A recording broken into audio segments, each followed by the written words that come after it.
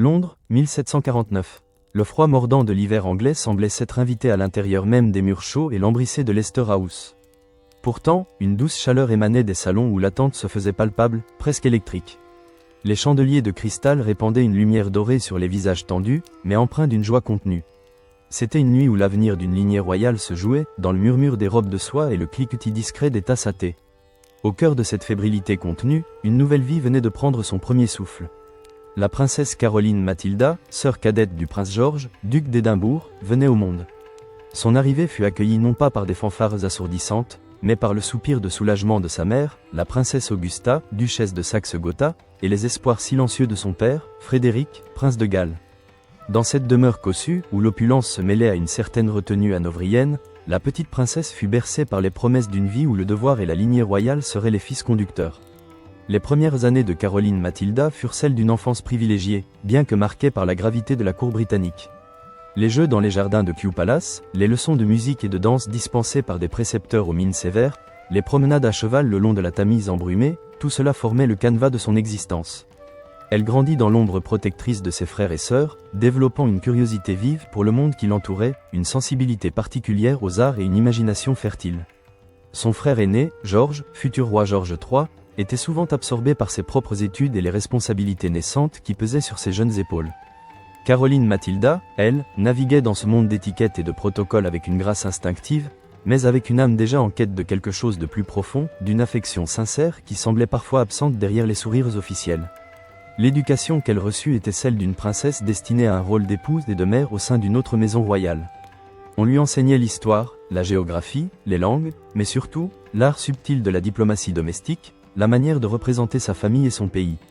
Les récits de voyage, les opéras italiens, les conversations sur la philosophie naissante des Lumières remplissaient ses journées, tissant une toile complexe entre son environnement réel et les idéaux qui commençaient à germer dans son esprit. Les années filèrent, apportant avec elles les changements inévitables. Le prince de Galles mourut prématurément, laissant le jeune George comme héritier du trône. Caroline Mathilda, désormais une jeune femme au charme encore juvénile, mais à l'esprit déjà affûté, se retrouva au centre des manœuvres diplomatiques. C'est en 1766 que le destin, tel un tisserand patient, commença à ourdir la trame de sa vie danoise. Les murmures diplomatiques entre Londres et Copenhague prirent une tournure plus pressante. La couronne danoise, dirigée par le vieux roi Frédéric V, cherchait à consolider ses alliances et à assurer la succession. Le prince Christian, héritier du trône danois, héritier d'un royaume aux confins de l'Europe, était un parti de choix. Sa santé mentale, déjà fragile, était un secret de polichinelle que la prudence diplomatique s'efforçait d'occulter. La princesse Augusta, mère de Caroline Mathilda, voyait dans ce mariage une opportunité stratégique majeure pour sa famille, un moyen de renforcer l'influence britannique sur les affaires nordiques. Pour Caroline Mathilda, la nouvelle tomba comme un couperet, enveloppée dans le velours de la soie royale.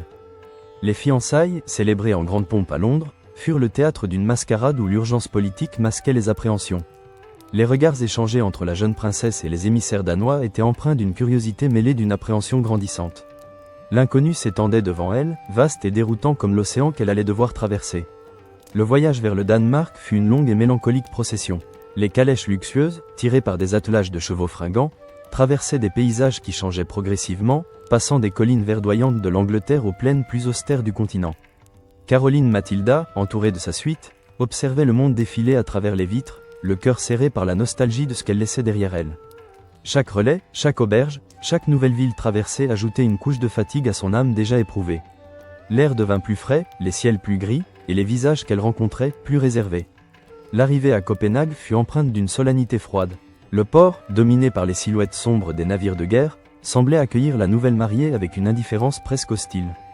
Le palais de Christiansborg, imposant et majestueux, se dressait comme une forteresse, promettant protection et isolement à la fois. C'est là qu'elle rencontra pour la première fois son futur époux, le prince Christian. Les descriptions qu'on lui avait faites ne l'avaient pas préparé à la réalité. Christian était un jeune homme à l'allure dégingandée, aux yeux souvent fuyants, dont le comportement oscillait entre une exubérance forcée et une profonde mélancolie. Sa façon de parler, ses gestes saccadés, laissaient deviner une instabilité latente qui inquiéta profondément Caroline Mathilda. La réception fut courtoise, certes, mais dénuée de la chaleur humaine qu'elle aurait espérée. Elle se sentit immédiatement une étrangère, une pièce rapportée dans un échiquier dont elle ne comprenait pas encore toutes les règles. Le mariage fut célébré en grande pompe, selon les rites luthériens, dans la chapelle royale. La cérémonie, bien que grandiose, fut empreinte d'une distance presque glaciale. Les chants, les prières, les échanges des vœux se déroulèrent dans une atmosphère solennelle où l'union de deux maisons royales primait sur celle de deux êtres. Caroline Mathilda, parée de ses plus beaux atours, rayonnait d'une beauté juvénile, mais son regard trahissait une angoisse sourde. La réalité de la vie conjugale se révéla rapidement plus cruelle encore que ses appréhensions. Christian VII était un roi fantoche, un pantin manipulé par les factions de la cour, et un époux incapable. Ses accès de folie, ses caprices, ses préférences étranges et parfois choquantes, firent de la vie de Caroline Mathilda un enfer discret. Elle se retrouva isolée dans un monde de courtisans aux sourires hypocrites, sous le regard sévère et calculateur de la reine douairière, Louise de Brunswick-Wolfenbüttel, tante de Christian et figure dominante de la cour. La reine Louise, une femme autoritaire et conservatrice, voyait en Caroline Mathilda une rivale potentielle et une influence étrangère indésirable. Elle ne tarda pas à tisser des liens avec les éléments les plus réactionnaires de la noblesse, jetant les bases d'une opposition future. Caroline Mathilda, désillusionnée et seule, cherchait refuge dans les livres, dans les promenades solitaires dans les vastes jardins du palais, tentant de fuir la réalité de sa prison dorée. L'année 1767 apporta une lueur d'espoir dans ce paysage morose. La naissance du prince Frédéric, héritier du trône danois, fut accueillie avec soulagement par la cour et par Caroline Mathilda elle-même. Cet enfant, fruit d'une union qui s'annonçait désastreuse, représentait une nouvelle raison de vivre pour la jeune reine. Elle se consacra à sa maternité avec une ferveur touchante, trouvant dans les bras de son fils un réconfort qu'elle ne trouvait nulle part ailleurs. Cet événement semblait promettre une certaine stabilité, une légitimation de sa position. Elle espérait que la paternité apaiserait Christian, qu'elle renforcerait son propre rôle au sein de la famille royale. Mais l'instabilité du roi ne fit que s'accentuer. Ses voyages fréquents, ses absences prolongées, ses fréquentations douteuses, laissaient Caroline Mathilda de plus en plus seule face aux intrigues de la cour. La naissance de Frédéric fut un bref interlude de joie dans une vie qui s'annonçait déjà sous le signe de la solitude et de la désillusion. L'isolement de Caroline Mathilda ne fit que s'approfondir, malgré son rôle de mère. Elle était une reine consort, mais surtout une étrangère, une pièce sur l'échiquier politique, dont la valeur résidait dans sa capacité à produire un héritier. Le poids des attentes royales pesait sur ses jeunes épaules, tandis que son cœur aspirait à une affection sincère, à une connexion humaine qui semblait inaccessible dans le labyrinthe froid et calculateur de la cour danoise. Les murs du palais, autrefois symbole de grandeur, devenaient les barreaux de sa prison. Le vent du changement, porteur d'idées nouvelles et audacieuses, commença à souffler sur l'Europe et Copenhague ne fut pas épargnée. C'est dans ce contexte d'effervescence intellectuelle, mêlée à la rigidité d'une cour archaïque, qu'apparut une figure singulière, Johann Friedrich Struensee. Médecin d'origine allemande, il arriva au Danemark avec une réputation d'homme instruit, moderne, imprégné des idéaux des Lumières. Sa nomination comme médecin du roi Christian VII ne fut pas le fruit du hasard, mais plutôt le résultat d'une volonté politique de s'entourer de conseillers moins liés aux vieilles familles nobles et plus ouverts aux idées nouvelles. La première rencontre entre Struensee et Caroline Mathilda eut lieu dans les appartements royaux. Ce ne fut pas un coup de foudre spectaculaire, mais plutôt une étincelle subtile, née d'une conversation échangée.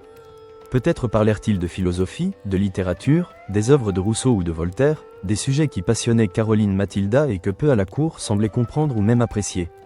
Struensee, avec son esprit vif et sa culture étendue, offrait une échappatoire bienvenue à l'ennui et à la solitude de la reine. Il la traitait avec un respect intellectuel, une attention qui contrastait vivement avec la condescendance ou l'indifférence habituelle. Pour Caroline Mathilda, prisonnière de son mariage sans amour et de son isolement, cette connexion naissante représentait une bouffée d'air frais, une promesse de compréhension et de soutien. Elle vit en lui un homme différent, un allié potentiel dans un monde hostile.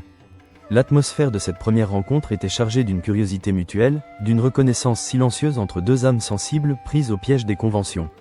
C'était une brèche discrète dans la façade de la vie royale, un murmure d'espoir dans le silence pesant du palais. Struensee, doté d'une intelligence remarquable et d'une ambition certaine, comprit rapidement la dynamique du pouvoir à la cour danoise.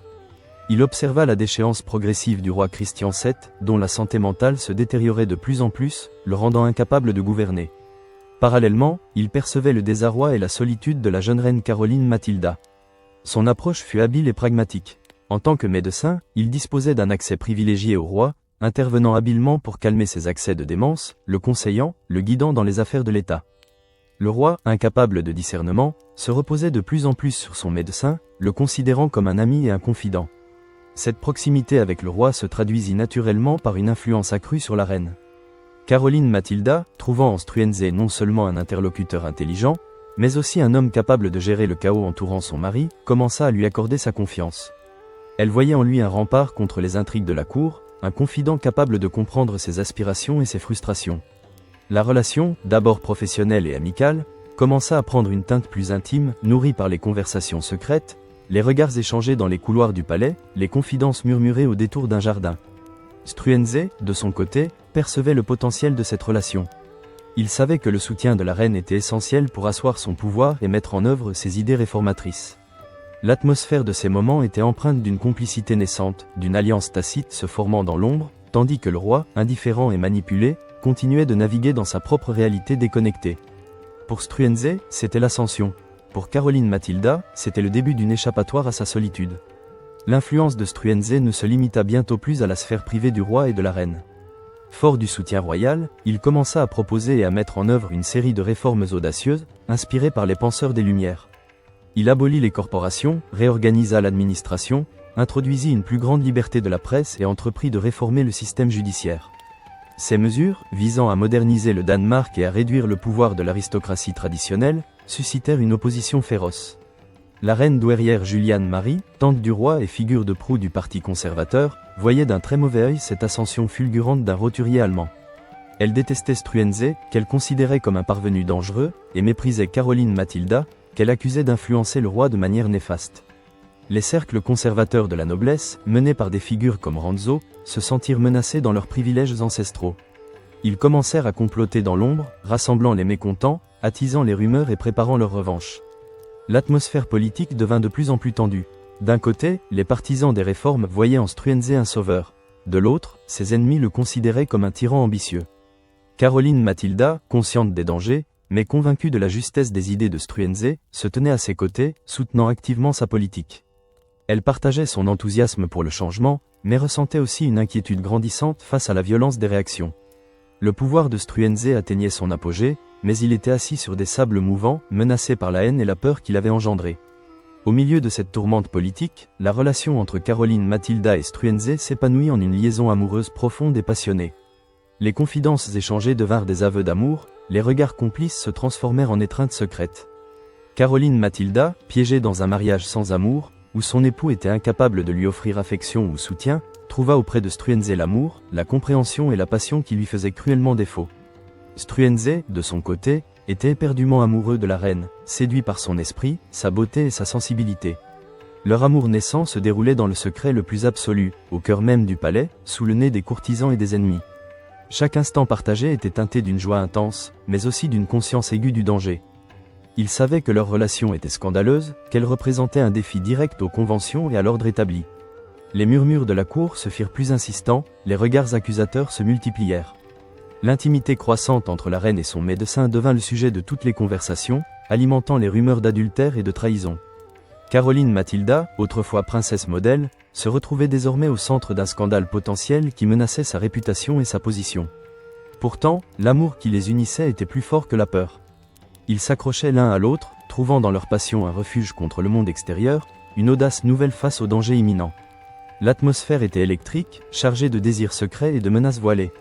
L'année 1770 marqua un tournant décisif, cristallisant les suspicions et fournissant des munitions à leurs ennemis. La naissance de la princesse Louise Augusta fut accueillie avec une joie teintée d'une profonde angoisse par Caroline Matilda. Officiellement, l'enfant était la fille du roi Christian VII. Mais les rumeurs sur sa véritable paternité allaient bon train, nourries par la ressemblance frappante de la petite princesse avec Struensee. Caroline Matilda, bien que dévouée à son enfant, ne pouvait ignorer les implications de cette naissance. Elle savait que cet événement allait être utilisé contre elle, qu'il servirait de preuve irréfutable de son adultère aux yeux de ses détracteurs. La cour entière semblait retenir son souffle, observant la nouvelle venue avec un mélange de curiosité et de jugement. Juliane Marie et ses partisans ne demandaient pas mieux qu'un tel scandale pour discréditer définitivement la reine et renforcer leur propre position. Pour Caroline Matilda, la naissance de Louise Augusta fut un moment de bonheur maternel mêlé à une profonde inquiétude. Elle aimait cet enfant de tout son cœur, mais elle savait aussi qu'elle était le symbole vivant d'une relation dangereuse, une cible parfaite pour ceux qui cherchaient sa chute. L'atmosphère autour de la naissance fut lourde de sous-entendus, de regards furtifs et de murmures malveillants. La princesse Louise Augusta, innocente de ses machinations, portait sur elle le poids des passions et des intrigues qui déchiraient la cour danoise. C'était le début de la fin, le prélude à la tempête qui allait bientôt éclater. Le sommet du pouvoir de Struensee fut atteint en 1771, lorsqu'il fut nommé Premier ministre. Ce titre officiel consacrait sa domination de facto sur le royaume. Soutenu par la reine Caroline Mathilda, qui avait désormais pleinement embrassé sa cause, il poursuivit ses réformes avec une énergie redoublée, ignorant ou sous-estimant la fureur qu'il suscitait. Le château de Christiansborg devint le centre névralgique d'un pouvoir absolu, mais précaire. Les réformes se succédaient à un rythme effréné: abolition du Conseil d'État, centralisation de l'administration, réorganisation de l'armée. Struensee régnait par décret, court-circuitant les institutions traditionnelles. L'atmosphère à la cour était électrique, chargée d'une tension palpable. Les partisans des Lumières voyaient en Struensee un visionnaire, un homme d'État audacieux qui ouvrait la voie à un avenir meilleur pour le Danemark. Mais ses ennemis, de plus en plus nombreux et déterminés, le percevaient comme un despote arrogant, un étranger qui bafouait les traditions et menaçait l'existence même de la monarchie danoise. Caroline Mathilda, aux côtés de Struensee, partageait ce sentiment de triomphe, mais elle ne pouvait ignorer le danger qui grandissait autour d'eux. La peur se mêlait à l'exaltation. Ils étaient au sommet, mais ce sommet était vertigineux et exposé aux vents les plus violents. La conscience de leur vulnérabilité accrue ne faisait qu'intensifier leur détermination, mais aussi leur angoisse face à l'avenir incertain. Pendant que Struensee et Caroline Mathilda savouraient les fruits éphémères de leur pouvoir, une conspiration silencieuse mûrissait dans les coulisses sombres de la cour. La reine douairière Juliane Marie de Brunswick-Wolfenbüttel, animée par une haine implacable envers sa belle-fille et un désir ardent de placer son propre fils, le prince Frédéric, sur le trône, était le cerveau de cette machination.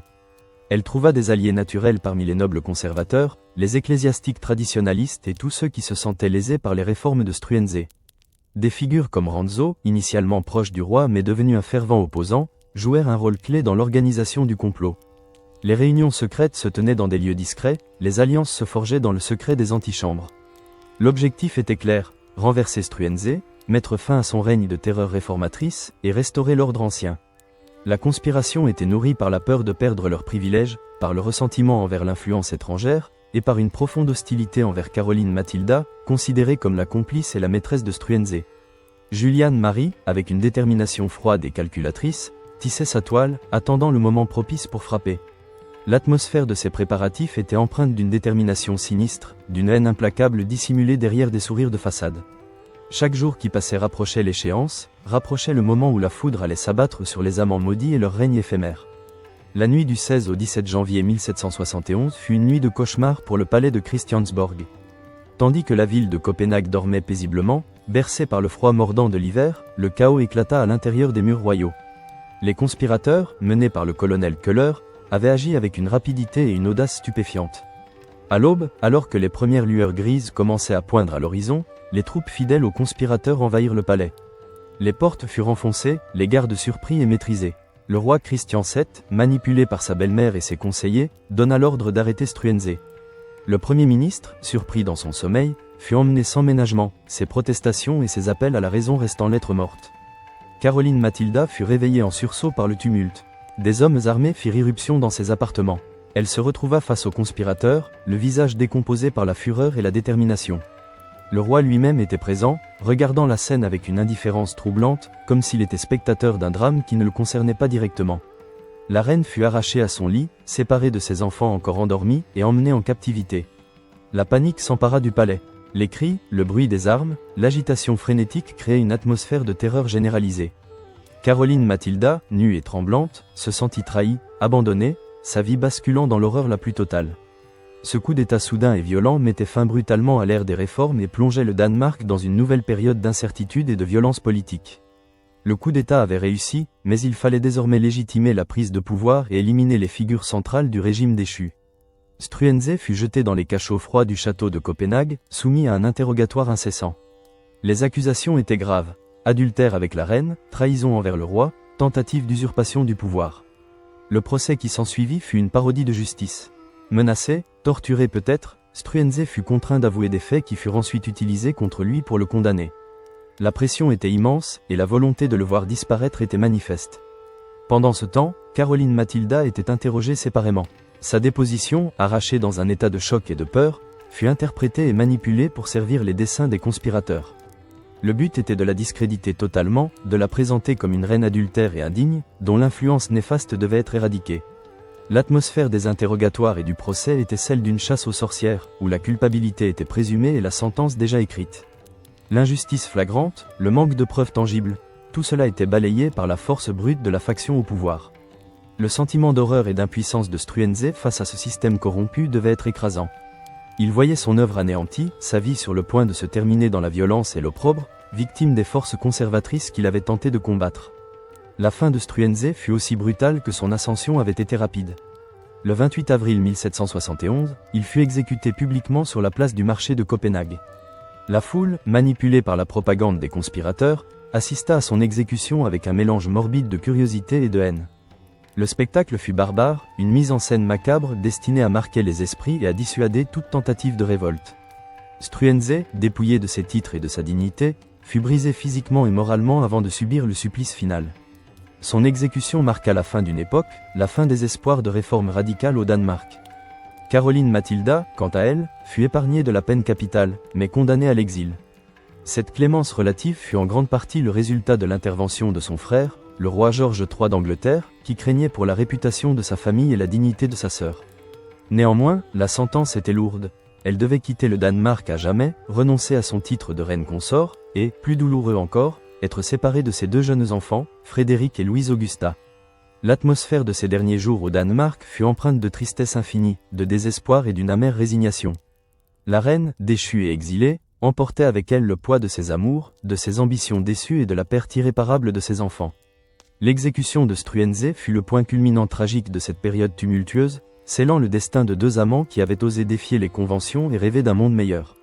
L'exil commença sous un ciel gris et bas, celui de Celle, une petite ville du Hanovre, loin des tumultes de la cour danoise, mais encore plus loin du cœur de ses enfants. Caroline Mathilda arriva dans cette résidence offerte par son frère, un lieu qui devait devenir sa prison dorée pour le reste de ses jours. Les murs de son nouveau logis, bien que moins imposants que ceux de Christiansborg, semblaient encore plus oppressants, chargés du poids de la solitude et du souvenir. Les journées s'écoulaient dans une monotonie mélancolique, rythmée par les promenades solitaires dans les jardins paisibles, les lectures qui ne parvenaient plus à apaiser son cœur tourmenté et les rares visites de sa famille hanovrienne. La douleur la plus vive était celle de la séparation d'avec ses enfants. Frédéric, l'héritier du trône danois, et la petite Louise Augusta, dont elle ne connaissait que les portraits et les rares lettres transmises par des intermédiaires. Elle imaginait leur vie sans elle, leur rire, leur jeu, leur première découverte, et ce manque constant était une blessure qui ne guérissait jamais. Elle maintint une correspondance discrète, s'accrochant à chaque mot, à chaque nouvelle, espérant garder un lien, aussi ténu soit-il, avec les êtres qui lui étaient le plus chers. L'atmosphère de Celle était celle d'une paix apparente, mais sous-jacente, une tristesse profonde imprégnait chaque instant. Caroline Mathilda, autrefois reine de Danemark, était désormais une ombre, une figure exilée, condamnée à revivre sans cesse les joies passées et les tragédies qui avaient marqué sa vie. Les années s'étirèrent, semblables les unes aux autres, dans la relative quiétude de Celle. Caroline Mathilda se consacra à des activités plus paisibles, trouvant un certain réconfort dans la compagnie de sa famille élargie et dans des œuvres charitables locales. Elle n'était plus la reine jeune et fougueuse qui avait osé aimer un homme contre l'avis de tous, mais une femme mûre, marquée par les épreuves. Son frère, George III, veillait à sa situation, lui assurant une pension et une protection, bien que distante.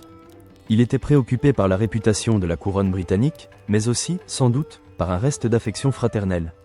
Les nouvelles de ses enfants lui parvenaient sporadiquement. Elle apprenait leur éducation, leurs fiançailles futures, les événements marquants de leur vie. Chaque information était précieuse, un fil ténu qui la reliait encore à ce Danemark qu'elle avait quitté dans la douleur. Elle rêvait souvent d'eux, les voyant grandir, s'épanouir, loin d'elle. L'espoir de les revoir un jour s'amenuisait avec le temps, remplacé par une acceptation résignée de sa condition. L'atmosphère de sa vie d'exil était celle d'une lente guérison, d'une dévotion maternelle qui transcendait la distance géographique et le temps. Elle vivait dans le souvenir, dans l'attente silencieuse, portant en elle la flamme d'un amour filial inébranlable, tandis que le monde continuait sa course, oubliant peu à peu la jeune reine déchue. Le printemps de 1782 apporta une fin paisible, mais empreinte de la tristesse qui avait marqué sa vie. Caroline Mathilda, à l'âge de 32 ans seulement, rendit son dernier souffle à Celle. Les circonstances exactes de sa mort restent sujettes à débat, certains évoquant une fièvre soudaine, d'autres une maladie plus insidieuse. Mais quelle qu'en soit la cause, sa mort survint dans la sérénité relative de son exil, loin des intrigues et des drames qui avaient secoué sa jeunesse. Elle s'éteignit entourée de quelques proches, son esprit peut-être tourné vers ses enfants, vers le Danemark qu'elle avait quitté en exilé, vers cet amour passionné pour Struensee qui avait bouleversé sa vie. Sa mort fut un événement discret, loin des fastes royaux qui avaient marqué ses débuts. La dépouille de l'ancienne reine consort fut inhumée dans la chapelle de Celle, dans une tombe simple, loin de la majesté des nécropoles royales. L'atmosphère de ces derniers moments fut celle d'une acceptation finale, d'un adieu silencieux à une vie mouvementée, une vie où l'amour, le pouvoir et la tragédie s'étaient entremêlés de manière indissociable. Elle partait, emportant avec elle les secrets de son cœur et le poids d'un destin hors du commun. Au-delà de sa vie personnelle, l'héritage de Caroline Matilda est indissociable de celui de Johann Friedrich Struensee. Bien que son règne fût brutalement interrompu par son exécution, les réformes qu'il avait initiées eurent un impact durable sur le Danemark. Beaucoup de ses décrets furent abrogés après sa chute, mais les idées qu'il avait semées continuèrent de germer. Les principes d'une administration plus rationnelle, d'une justice plus équitable, d'une plus grande liberté de pensée, finirent par s'implanter progressivement dans la société danoise. Les générations suivantes de dirigeants, conscients des erreurs du passé, revinrent à certaines de ces idées novatrices, reconnaissant leur pertinence et leur nécessité pour la modernisation du royaume. L'histoire de Struensee et de Caroline Matilda devint une légende, une mise en garde contre les excès du pouvoir absolu, mais aussi un symbole des aspirations à un changement progressiste. L'atmosphère qui entoure aujourd'hui l'étude de cette période est celle d'une réévaluation constante, d'un débat intellectuel où l'on cherche à comprendre les motivations, les conséquences et la portée réelle de ces événements. La figure de Struensee est passée du statut de traître à celui d'un réformateur incompris, dont l'audace fut à la fois sa force et sa perte. La perception historique de Caroline Matilda est, elle aussi, complexe et sujette à interprétation. Longtemps réduite à l'image de la reine adultère, épouse infidèle du roi Christian VII, elle est aujourd'hui réévaluée avec plus de nuances. On la voit davantage comme une victime des circonstances, une jeune femme mariée de force à un roi mentalement instable, piégée dans une cour étrangère et hostile. Son amour pour Struensee est perçu non seulement comme une passion dévorante, mais aussi comme une quête d'affection et de respect, une révolte contre un destin qu'elle n'avait pas choisi. Son histoire continue de fasciner, alimentant romans, films et documentaires. Elle incarne la figure tragique de la femme royale qui a osé braver les conventions pour suivre son cœur, payant son audace de son exil et de la séparation d'avec ses enfants. L'atmosphère qui se dégage de son parcours est un mélange de sympathie pour sa vulnérabilité, de condamnation pour les risques pris, et de fascination pour une existence hors norme. Caroline Matilda de Grande-Bretagne demeure une figure emblématique des bouleversements politiques et des passions humaines qui ont marqué le XVIIIe siècle, un témoignage poignant de la complexité des vies royales, où le devoir et le désir s'affrontent dans un ballet souvent cruel. Son héritage est celui d'une vie vécue intensément, dans la lumière éblouissante des cours européennes et dans l'ombre déchirante de l'exil.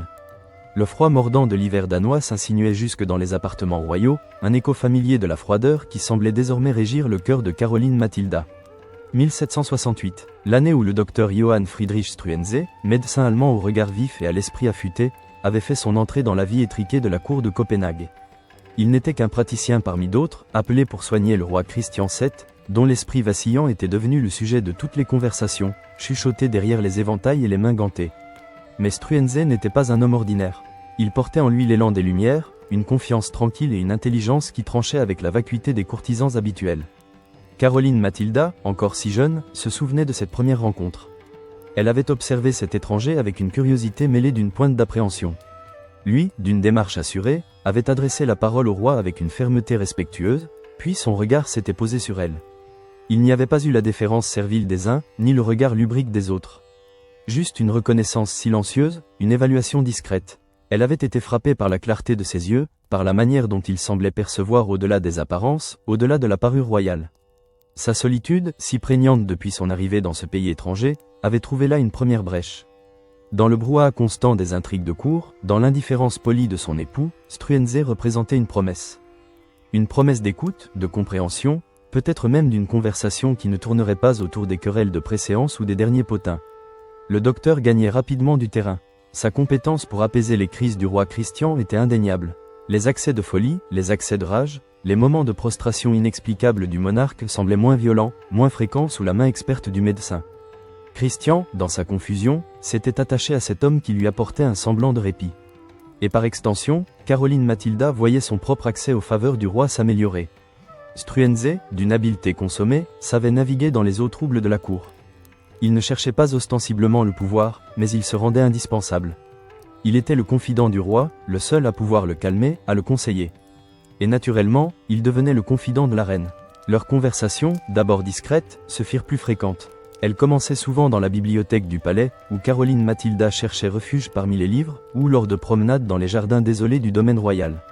Struensee lui parlait de ses idées, de ses voyages, de l'Europe des Lumières où la raison et le progrès semblaient triompher des superstitions et de l'obscurantisme. Il critiquait l'inertie de la société danoise, les privilèges archaïques de la noblesse, l'inefficacité de l'administration. Caroline Matilda, éduquée dans l'esprit de son temps, absorbait avidement ses paroles. Elle voyait dans ses idées un écho à sa propre frustration, à son sentiment d'être enfermée dans une cage dorée. L'affection qui naissait entre eux était d'abord intellectuelle, une complicité d'esprit dans un monde qui semblait les ignorer tous les deux. Mais bientôt, le respect mutuel se teinta d'une autre émotion, plus trouble, plus dangereuse. La reine Louise, mère de Christian, et la reine douairière Juliane Marie de Brunswick-Wolfenbüttel, sa belle-mère acariâtre, sentaient le vent tourner. L'influence grandissante de cet Allemand sur le roi et la reine ne leur échappait pas. Elle représentait le vieux monde, celui des traditions, des privilèges inaliénables. Les idées de Struensee leur semblaient hérétiques, une menace directe à leur pouvoir et à l'ordre établi. Elles commencèrent à murmurer, à tisser des toiles d'araignée dans les couloirs du pouvoir. Mais Struensee, fort de la confiance du roi et du soutien croissant de Caroline Mathilda, continuait sa marche. 1769, l'année où Struensee, encouragé par la reine et voyant la faiblesse croissante de Christian, commença à imposer ses réformes. Ce fut d'abord une série de décrets, signés par le roi sous la dictée de son médecin. L'abolition de la torture, la suppression de nombreux jours fériés jugés inutiles, la réorganisation de l'armée, des mesures pour libéraliser le commerce. Ces changements, radicaux pour l'époque, provoquèrent une onde de choc à travers le royaume. La noblesse s'indigna, le clergé s'inquiéta, et les conservateurs de la cour se regroupèrent autour de Juliane Marie, cherchant le moment propice pour frapper. Mais Struensee, galvanisé par son succès et par le soutien indéfectible de Caroline Mathilda, ne recula devant rien. Il se voyait comme un homme de la Providence, chargé de moderniser le Danemark. Il devint le véritable maître du royaume, le roi n'étant plus qu'une marionnette dont il tirait les ficelles. Et pendant ce temps, la relation entre Caroline Mathilda et Struensee franchissait un nouveau cap. La complicité intellectuelle s'était muée en une passion dévorante. Dans l'intimité de leurs appartements, loin des regards indiscrets, les barrières tombèrent. L'amour qu'elle avait espéré trouver dans son mariage, elle le découvrait dans les bras de cet homme ambitieux et charismatique. C'était un amour né dans la clandestinité, un amour dangereux, fait de rencontres furtives, de regards échangés en public qui disaient tout, de mots doux murmurés dans l'ombre des alcôves. Caroline Mathilda, autrefois la jeune princesse naïve, était devenue une femme passionnée, prête à braver les conventions et les dangers pour cet amour. Elle se sentait vivante, désirée, comprise. Struensee, de son côté, était fasciné par la reine. Sa beauté, son intelligence, sa vulnérabilité, et surtout, son audace à ses côtés, le rendaient fou d'elle. Il voyait en elle non seulement sa maîtresse, mais aussi sa complice, sa reine, celle qui partageait sa vision d'un avenir meilleur. Mais le scandale, bien que tenu secret par la plupart, commençait à gronder. Les murmures se faisaient plus insistants, les regards suspicieux plus fréquents. La cour, ce théâtre d'ombre et de faux-semblants, ne pardonnait pas une telle audace. Les ennemis de Struensee, menés par une Juliane Marie plus résolue que jamais, attisaient les braises, accumulant les preuves, préparant leur coup. Ils savaient que le moindre faux pas, la moindre indiscrétion, suffirait à faire basculer la situation. 1770, l'année où la rumeur prit une consistance nouvelle, une forme tangible. La naissance de la princesse Louise Augusta. Officiellement, elle était la fille du roi Christian VII. Mais la ressemblance frappante avec Struensee, la nature de la relation entre la reine et le médecin, tout concourait à alimenter les doutes les plus perfides. La naissance de cet enfant, fruit présumé de l'adultère, devint le symbole de la transgression. Pour les ennemis de Struensee, c'était la preuve irréfutable de sa trahison, de son ambition démesurée. Ils l'utilisèrent comme une arme, un argument choc pour discréditer la reine et justifier leur future action. Caroline Mathilda, bien qu'elle aimât sa fille, ne pouvait ignorer le danger que représentait cette naissance. Elle sentait le piège se refermer, l'étau se resserrer autour d'elle et de Struensee. L'amour qu'ils partageaient, si puissant soit-il, semblait désormais porter en lui les germes de leur propre destruction. Les jeux étaient faits, les alliances secrètes scellées dans l'ombre. L'air était chargé d'une tension palpable, annonçant l'orage qui ne tarderait pas à éclater. La cour, autrefois théâtre de leurs amours clandestines, se transformait en arène où se préparait leur chute. Chaque sourire dissimulait une menace, chaque mot doux était potentiellement une trahison. La passion avait atteint son apogée, mais elle était désormais indissociable de la peur, de l'angoisse sourde d'un avenir incertain. Caroline Mathilda sentait son cœur battre la chamade, non plus seulement d'amour, mais aussi d'une terreur grandissante à l'idée de perdre tout ce qu'elle avait enfin trouvé. L'amour, le pouvoir partagé, et la promesse d'un monde meilleur. Struensee, lui, continuait de gouverner avec une assurance calculée, mais même dans ses yeux brillait parfois une lueur d'inquiétude, une conscience aiguë du précipice sur lequel il dansait. La cour de Copenhague était devenue un baril de poudre, et ils en étaient les étincelles involontaires. 1771, l'air de Copenhague était épais, chargé d'une tension palpable qui vibrait dans les murs du palais de Christiansborg comme un battement de cœur fiévreux. Le pouvoir, concentré entre les mains de Johann Friedrich Struensee, atteignait son apogée, mais cette ascension fulgurante portait en elle les germes de sa propre chute. Il était désormais Premier ministre, un titre qui sonnait comme une proclamation de souveraineté dans un royaume dont le monarque officiel n'était qu'une marionnette au fils tirée par les intrigues.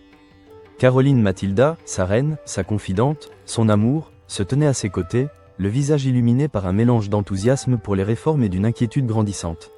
Chaque décret, chaque abolition d'un privilège ancestral, chaque pas vers la modernité était une victoire arrachée à la vieille garde, mais aussi une nouvelle source de ressentiment pour ceux qui voyaient leur monde s'effondrer. Les salons résonnaient de murmures hostiles, les couloirs étaient des théâtres d'ombre où se tramaient les vengeances. La reine, autrefois si isolée, se sentait maintenant au centre d'une tempête, son amour pour Struensee la liant indissolublement à son destin périlleux. Elle percevait la fragilité de leur position, la précarité de ce pouvoir bâti sur l'audace et l'amour, et une peur sourde commençait à s'insinuer dans ces moments de bonheur. Dans les recoins obscurs du pouvoir, loin des réformes audacieuses qui tentaient d'éclairer le Danemark, la haine et l'ambition tissaient leur toile. Juliane Marie de Brunswick-Wolfenbüttel, la belle-mère dont le regard froid ne cachait jamais son dédain, était le cœur battant de cette conspiration. Sa haine pour Caroline Mathilda était une flamme inextinguible, alimentée par la fierté de sa lignée et le désir ardent de voir son propre fils, le prince héréditaire Frédéric, monter sur le trône.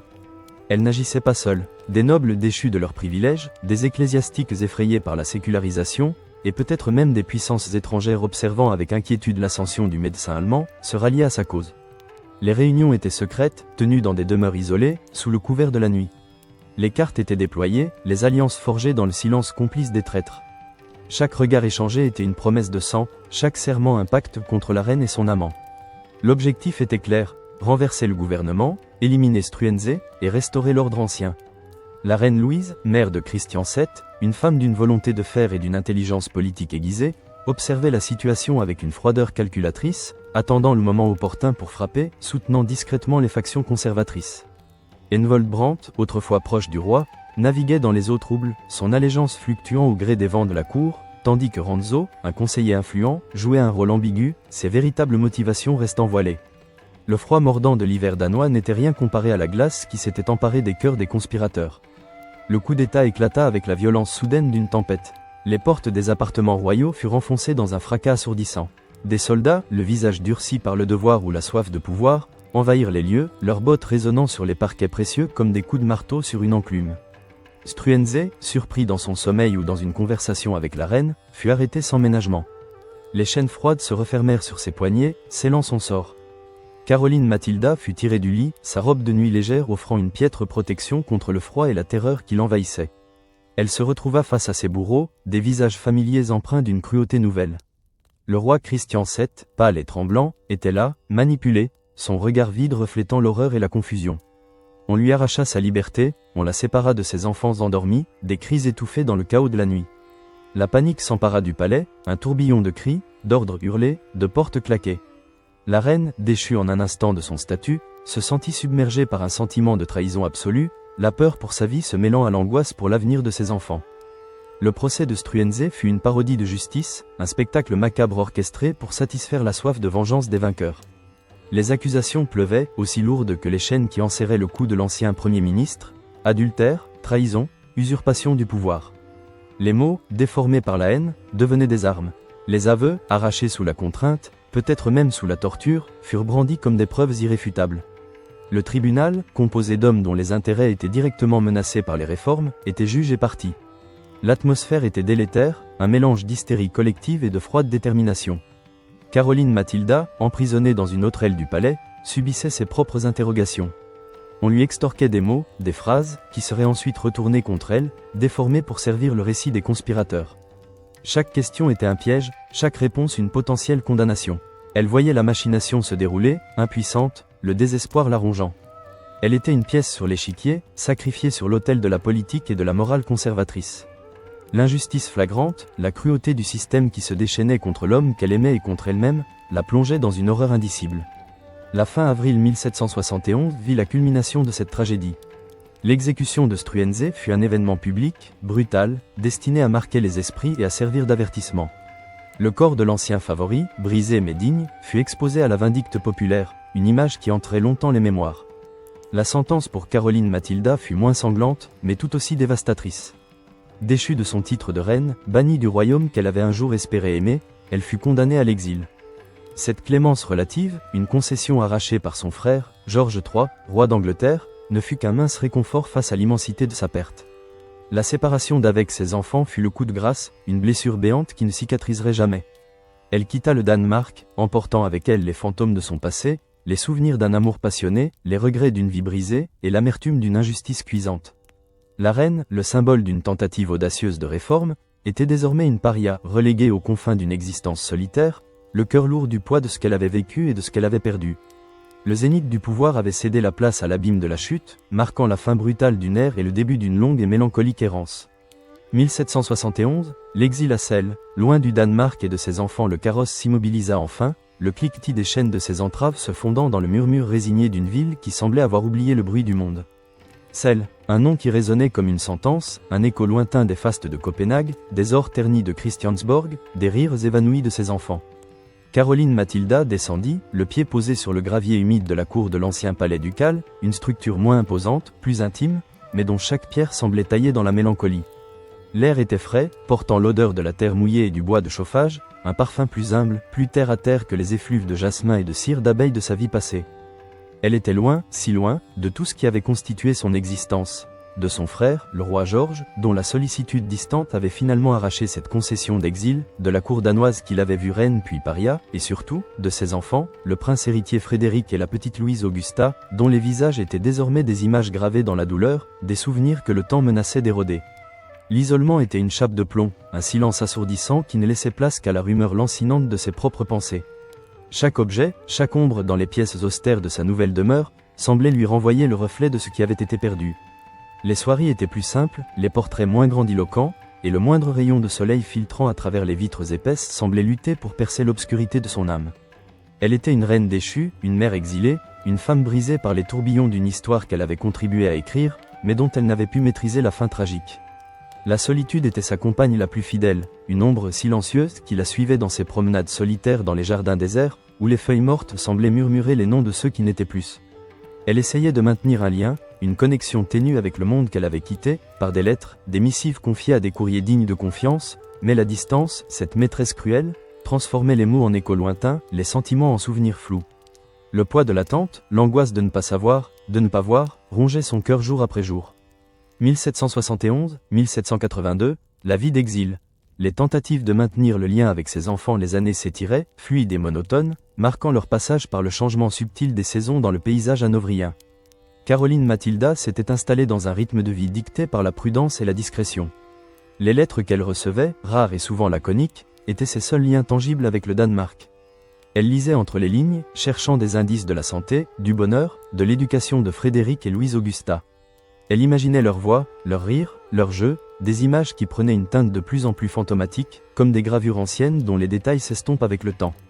L'idée que ses enfants puissent grandir sans sa présence, sans ses conseils, sans son amour, était une douleur sourde, constante, qui ne la quittait jamais.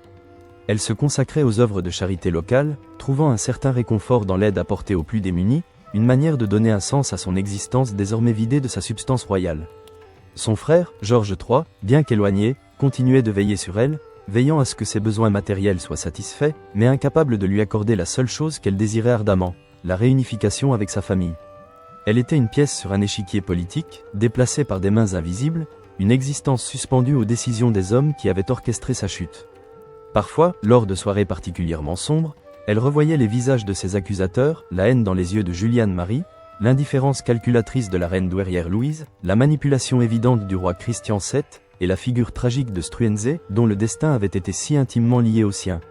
Elle se rappelait la fougue de leurs idées, l'espoir qu'ils avaient partagé de réformer une société figée, et la cruauté avec laquelle ce rêve avait été anéanti. La guérison était un processus lent, une lente acceptation de la fatalité, un murmure de résignation qui remplaçait peu à peu les cris de douleur. Elle apprenait à vivre avec les fantômes du passé, à composer avec l'absence, à trouver une forme de paix dans la quiétude forcée de son exil. Sa vie était devenue une longue attente, une attente silencieuse de nouvelles, de signes de vie, de cette chaleur maternelle qui ne pouvait être éteinte par aucune distance, aucune interdiction. 1782, la mort de Caroline Mathilda à Celle le printemps de 1782 s'annonçait sous des auspices incertains. Caroline Mathilda, depuis son arrivée à Celle, avait connu une santé fragile, ponctuée de maux divers qui semblaient refléter la tourmente intérieure de sa vie. Les signes de fatigue s'étaient accentués au fil des mois, une lassitude profonde qui ne se dissipait pas avec le repos. Les médecins murmuraient, s'affairaient autour de son lit, Mais la maladie semblait être une force plus ancienne, plus insidieuse, ancrée dans les blessures de son âme. Les derniers jours furent empreints d'une sérénité étrange, comme si, après tant d'années de lutte et de souffrance, une forme de paix s'était enfin installée. Elle revoyait, dans la pénombre de sa chambre, les visages de ses enfants, non plus comme des spectres douloureux, mais comme des lumières douces, des présences réconfortantes. Elle pensait à Struensee, non pas à sa fin tragique, mais à l'intelligence vive, à la passion partagée, à l'amour qui avait illuminé leur courte période de bonheur. Elle repensait à sa jeunesse à Londres, à l'innocence de ses jeux, aux espoirs qui avaient bercé ses premières années, avant que le destin ne la précipite dans les tourbillons de la politique et des passions royales. Les murmures des infirmières se faisaient plus lointains, le monde extérieur s'estompait. Son souffle devint plus court, plus léger, jusqu'à s'éteindre dans un dernier soupir, presque imperceptible. Caroline Mathilda de Grande-Bretagne, reine consort du Danemark et de Norvège, s'en était allée à l'âge de 32 ans, loin de la terre qu'il avait vue naître, loin du royaume qu'elle avait tenté d'aimer, et surtout, loin des enfants qu'elle n'avait cessé d'aimer. Sa mort fut un événement discret, à peine un murmure dans les gazettes européennes, une note de bas de page dans la grande histoire des monarchies. Mais pour ceux qui avaient connu le feu de son esprit, la douceur de son cœur et la tragédie de son destin, ce fut la fin d'une étoile filante, une vie brève mais intense, marquée par l'amour, la perte et l'ambition avortée. 1782 et au-delà, l'héritage des réformes de Struensee et leur impact posthume, la mort de Caroline Mathilda, ne signifiait pas la fin de l'histoire. Si sa vie fut une tragédie personnelle, son union avec Struensee, et le pouvoir qu'il avait exercé, laissèrent une empreinte indélébile sur le Danemark. Les réformes audacieuses qu'ils avaient impulsées, souvent qualifiées d'absurdes ou de dangereuses par leurs détracteurs, représentaient une tentative sincère d'appliquer les idéaux des Lumières à une société encore engluée dans les traditions féodales.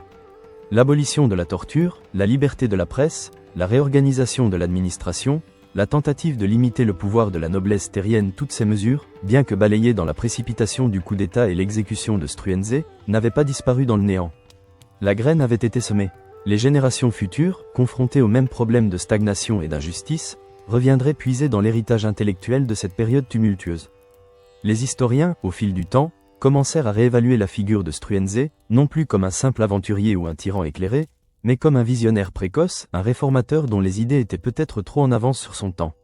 La reine, quant à elle, sortait progressivement de l'ombre de la calomnie pour être perçue comme une figure plus complexe. Une jeune femme mariée à un roi fou, contrainte à l'exil dans une cour étrangère, trouvant l'amour et le soutien auprès d'un homme d'exception, et payant cher son audace et sa quête de bonheur. Son rôle dans le soutien aux réformes, bien que souvent minimisé, était désormais reconnu comme un élément essentiel de cette brève mais intense période de changement. L'héritage de Caroline Mathilda et Struensee ne résidait pas tant dans les victoires politiques immédiates, mais dans la remise en question de l'ordre établi, dans l'ébranlement des fondations d'une monarchie absolue et dans l'ouverture d'une brèche par laquelle de nouvelles idées pouvaient circuler. Le Danemark, plus tard, connaîtrait d'autres réformes, mais la tentative de Struensee et de Caroline Mathilda demeurerait un chapitre fascinant, un moment de rupture et d'espoir, une preuve que même dans les cercles les plus fermés du pouvoir, le désir de progrès pouvait éclore, pour le meilleur et pour le pire. 1782 et au-delà, la perception historique de Caroline Mathilda, mythe et réalité au fil des siècles, l'histoire de Caroline Mathilda est devenue un terrain fertile pour l'imagination, un récit qui oscille constamment entre la réalité historique et la légende romantique.